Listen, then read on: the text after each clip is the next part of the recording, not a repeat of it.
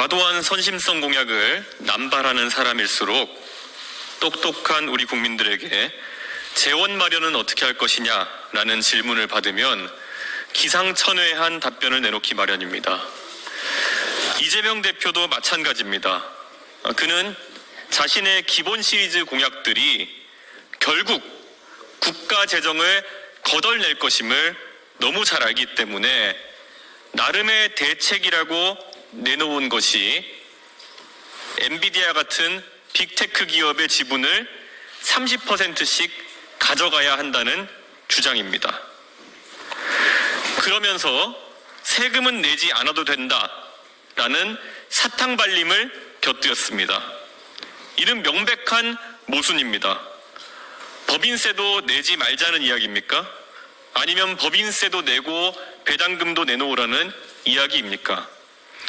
이 정도면 단순히 괴상한 경제학이 아니라 위험한 경제학입니다.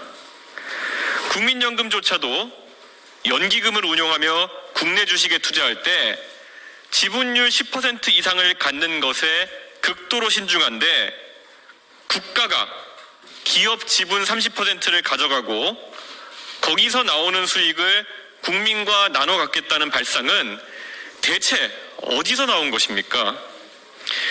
이재명 대표가 예시로 든 엔비디아의 연간 배당률은 고작 0.033%입니다. 배당 친화적인 기업도 아닌 성장 중심 기업을 국세를 대체할 재원으로 삼겠다는 발상 자체가 넌센스입니다. 이재명 대표는 과거에도 앞으로는 비행기가 수직이 착륙할 것이다. 그러니 김포공항을 없애자며 제주도 주민들의 원성을 샀고 우리나라는 기축통화국이 된다. 그러니 국채를 마구 발행해도 된다는 취지의 화수분 경제학으로 금융시장을 들썩이게 했습니다. 그런데 이제는 또 다른 버전의 아무 말 경제학이 등장했습니다. 우회전 깜빡이를 켜고 좌회전하는 것도 모자라 이제 주유소에서 부도수표로 기름값을 결제하려고 하는 것 아닙니까? 대한민국 기업은 대장동과 백현동이 아닙니다. 그리고 대한민국 정부도 화천대유나 천화동인이 아닙니다. 대통령은 대왕고래에 꽂혀 산유국 이야기를 하다 느닷없이 계엄령을 선포하더니 제1야당 대표는 얼치기 인공지능 대박론에 심취해 첨단산업 국유화를 꿈꾸고 있습니다. 한쪽은 반지성, 다른 한쪽은 무지성입니다. 우리 헌법이 규정한 경제질서는 사유재산제를 바탕으로 자유경쟁을 존중하는 자유시장 경제질서입니다. 지금 우리나라 정치권은 1년 내내 법조인들이 서로 감옥에 보내고 방탄을 하느라 바쁠 뿐 정작 중요한 경제와 과학기술에 대한 정책은 아무 말 대잔치로 일관하고 있습니다. 정치의 중심에 검사와 피고인이 서는 그런 나라가 아니라 정상적인 경제와 과학기술 담론이 다뤄질 수 있도록 국민 여러분께서 도와주십시오. 이 퇴행만큼은 반드시 막아야 합니다. 좌도 우도 아니고 앞으로 나갔으면 좋겠습니다. 감사합니다. 네, 고맙습니다. 사실 이 논쟁이 처음 시작되었을 때 저는 이재명 대표 측에서 빨리 실수를 인정하고 국민들의 혼란을 좀 잠재울 수 있을 만한 해명을 기대했는데 지금 이재명 대표와 민주당이 본인들의 정치적 상황이 유리하다고 판단해서인지 오히려 오늘 민주당 쪽 스피커들이 우격다짐으로 나오는 모습을 보면서 상당히 안타까웠습니다. 그러면서 여러 가지 맞지도 않은 예시를 들면서 이재명 대표의 이런 K-엔비디아론이 맞는 방향이라는 식으로 이야기하고 있는데 제가 여기에 대해서 상당한 위기의식과 문제의식을 갖는 이유는 이재명 대표가 이것을 본인의 무상 시리즈의 재원으로 삼으려고 하는 움직임이 있거나 아니면 세금이 없어도 된다는 식으로 국가 시스템 자체를 흔들어버리는 그런 발언을 하고 있기 때문입니다. 어떻게 엔비디아 배당금으로 국가의 세금을 없앨 수 있다는 식의 그런 논리가 가능합니까? 그런데 오늘 그 논리를 강화하는 민주당의 모습을 보면서 참 위험한 경제관이구나 느꼈습니다. 예. 혹시 질문 있으신가요?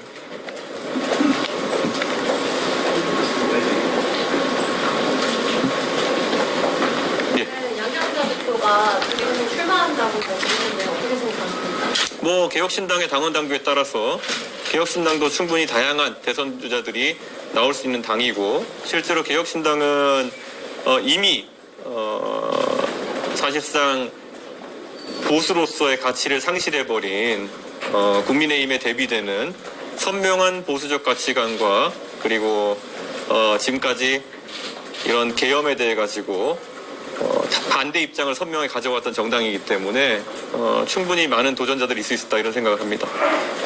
대만의 TSMC도 전부 대만적으로 투자해가지고 키운 기업이다라는 결론도 있는데 어떻게 생각하세요? TSMC는 대만에서 아예 국영기업으로 시작해서 5년 만에 민영화를 했습니다. 그래서 TSMC의 정부 지분율은 6%에 불과하고 우리나라의 삼성전자도 지금 국민연금의 지분율이 7%가 넘는 것으로 알고 있습니다. 그런 상황 정도에 해당하는 것이지 그러니까 나중에 연기금이나 아니면은 국부펀드에서 투자해가지고 그 정도의 지분을 획득하는 것은 가능하나 지금 무슨 벤처 캐피탈처럼 국가를 운영하겠다고 하는 그런 이재명 대표의 발상이라고 하는 것은 기업의 생장주기와도 맞지 않는다는 말씀 제가 드린 바 있습니다. 예. 우리나라에도 보면 민영화된 기업들이 덜어 있습니다. 예를 들어 SK텔레콤 같은 경우에도 뭐 민영화가 된 기업인데요. 뭐 그런 것을 또 민주당이 민영화를 좋아하는 건 또 아니지 않습니까? 아예 국영기업이 민영화된 사례를 들고 와가지고 지금 이런 것을 이야기하는 것은 옳지 않다. 오히려 빅테크 기업을 어떻게 정부가 초기부터 키울 수 있냐에 대해 가지고 이재명 대표가 안이하게 생각하고 있기 때문에 문제가 되는 것입니다. 엔비디아가 될 기업을 특정해 가지고 만약에 국가가 선별해서 지원할 수 있다 그러면은 그 국가는 대단한 국가입니다. 예. 그런데 왜 그렇게 되지 않느냐? 왜 다른 나라들은 그럼 그렇게 하고 있지 않느냐에 대해 생각해 보면 될 것 같습니다. 역설적으로 이재명 대표가 만들고 싶다는 엔비디아 자체가 정부의 지원으로 탄생한 기업이 아닙니다. 미국에 있는 빅테크 어느 기업을 본다 하더라도 애플이 국영기업으로 시작했습니까? 아니면 마이크로소프트가 국영기업으로 시작했습니까? 그러니까 이재명 대표가 관점을 빅테크에 맞춘다 그러면은 왜냐면 AI 얘기하셨으니까요. 오히려 맞지 않습니다. 오히려 윤석열 대통령 시기에 대왕고래 프로젝트 같은 경우에는 사우디 아람코 같은 회사를 만들기 위해 가지고 정부 지분을 높여가지고 광부 탐사할 수 있겠지만은 그러면 이재명과 윤석열이 다른 게 뭡니까? 예. 그래서 저는 이재명 대표가 생각하는 그런 빅테크에 대한 그런 30원 지분 확보라고 하는 것은 도대체 실현할 수 있는 과정이 무엇인지 잘 모르겠습니다. 예. 또 혹시 질문 있으신 거예요? 혹시 뭐 앞서서 토론을 되게 여러 때도 신청하셨는데 네. 뭐 토론을 한다면 이재명 대표가 하겠다면은 뭐 받아줄 의향은 있지만은 애초에 이거는 경제나 아니면 IT 기업의 생장 주기를 아는 사람이라면은 말이 안 된다는 것이 자명하기 때문에 이건 토론을 이재명 대표가 하지도 않을 것이다라고 생각하고 무엇보다도 이게 과연 대한민국이 지금까지 몇십 년간 구축해온 조세 모델을 벗어나가지고 새로운 국가 수입 모델이 될 만한가에 대해 가지고는 어느 누구도 국세청부터 기업을 운영하시는 분들과 어느 누구도 아니다라고 생각할 겁니다.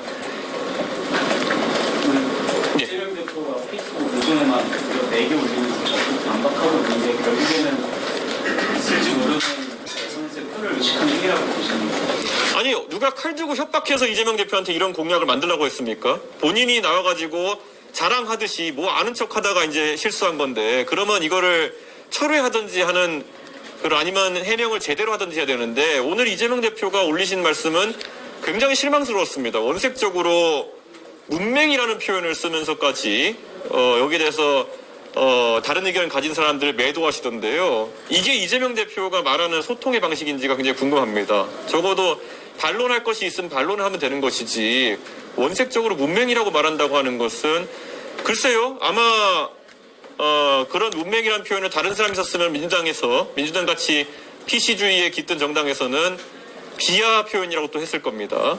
예, 아주 혐오적인 표현이고 비하적인 표현이죠. 문뱅이신 분들이 무슨 문제가 있길래 그런 이재명 대표의 해명에 쓰여야 되는 겁니까? 여러 가지 이유로 교육의 기회가 부족해가지고 문맹이신 분이 있다 하더라도 그렇게 비하적으로 쓰면 안 되는 겁니다.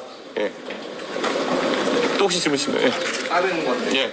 오늘 오전에 연합이나 대통령 의원께서 사전투표를 좀 문제는 법안을 발의했는데 이거에 대해서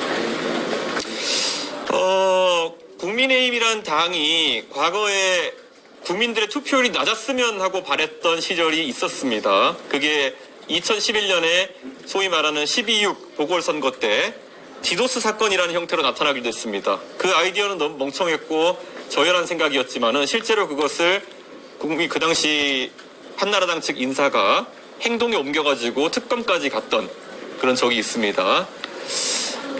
그 당시 투표율이 낮아지면 젊은 층이 적게 투표할 것이다 라는 생각 때문에 그런 행동을 했을 거로 추정되는데 그게 한나라당이 그 당시 유리하다고 하는 것 자체가 그 당이 얼마나 자신감이 없는지를 드러내는 상황이었다 이렇게 생각합니다. 반대로 2021년에 국민의힘이라는 당은 결국 그때 제가 대표로 있을 때 피선거권과 선거권 연령을 낮추자는 주장을 할 정도로 젊은 세대 표를 얻는 것에 적극적이었습니다. 그럼 다시 한 3년 정도의 시간이 지나서 지금 사전투표제가 만약 폐지되게 되면은 투표권을 실질적으로 박탈당할 사람들이 누구겠습니까? 지방에서 서울로 유학 와가지고 어떤 이유로 주소지와 실거주지가 일치하지 않는 분들, 아마 그런 유학생들이나 아니면은 일하러 올라온 청년들이 가장 투표권을 박탈당할 위기에 놓일 겁니다. 그렇다면 지금 국민의힘이 그런 것을 만약에 폐지하자고 한다면은 젊은 세대에게 표를 받아서 유리할 것이 없다라고 생각한다고 볼 수밖에 없는 겁니다. 저는 굉장히 안타까운 모습이고 여기서 또 이제 어떤 분들은 본투표를 3일로 늘리면은 사전투표를 대체할 수 있다 같은 말을 하는 분도 있는데요. 그거는 선거를 안 뛰어본 분들은 선거에서 그게 무슨 의미인지 모르는 경우가 더러 있는 것 같습니다. 말씀드린 대로 투표할 수 있는 인원이 제약되는 것도 있고요. 전국 단일 명부제인 사전투표와 다르게 본투표가 3일로 되는 것은 그냥 휴일이 늘어나는 것과 마찬가지 효과이고 그럼 오히려 더 투표율에 저하가 올 수도 있습니다. 연휴가 되기 때문에. 근데 자꾸 이런 투표율을 떨어뜨리는 아이디어를 낸다는 것 자체에 대해서 저는 굉장히 분노하고 그런 말이 좀 안 나왔으면 좋겠다 하는 생각입니다. 네, 여기까지 하겠습니다. 예, 감사합니다.